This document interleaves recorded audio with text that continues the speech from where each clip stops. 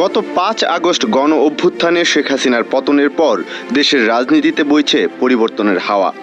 রাজনীতির মাঠে শুরু হয়ে গেছে কঠিন সব হিসাব নিকাশ। আগামী নির্বাচনকে ঘিরে সক্রিয় রাজনৈতিক দলগুলো নিজেদের অবস্থানকে শক্ত করতে মাঠে নেমেছে বেশ তোড়জোড় করেই। কেউ কেউ একক নির্বাচনের কথা ভাবলেও জানা গেছে নির্বাচন ঘিরে নতুন জোট গঠন করতে যাচ্ছে দেশের ইসলামী আদর্শের রাজনৈতিক দলগুলো।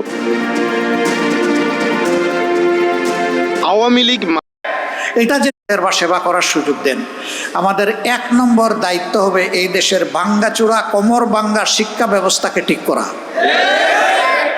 এটা যেদিন ঠিক হবে, শিক্ষিত মানুষগুলা বের হয়ে আসবে। সে তার মা বাবা, তার সম্মানিত শিক্ষকবৃন্দ, সমাজের যারা মুরব্বিয়ানে কেরাম, তাদেরকে অবশ্যই সে সম্মান করবে। প্রত্যেকটা সমবয়সী এবং যারা তার অনুজ, তাদেরকে সে স্নেহ করবে। প্রত্যেকটা মানুষের ব্যাপারে তার মাঝে না, কারণ আপনারা নিচে বসে আছেন সাধারণ চেয়ারে, ওনারা দামি চেয়ারে এখানে বসে আছে। তার মাঝে আবার 3টা দেখেন ডিস্টিংগুইশড, ওইটার হাইট আরো বেশি। আইসা দেখি যে এই 3টাতে আবার বিছানো আছে, কি বলে জানি, টাওয়াল দেওয়া আছে। তো আমি বৈষম্য বেশি দূর করতে পারি নাই, প্রথমে আমার টাওয়ালটা ফেলে দিছি। আগামীতে এই ধরনের কোনো আয়োজন হলে সকল চেয়ার সমান থাকবে ইনশাআল্লাহ।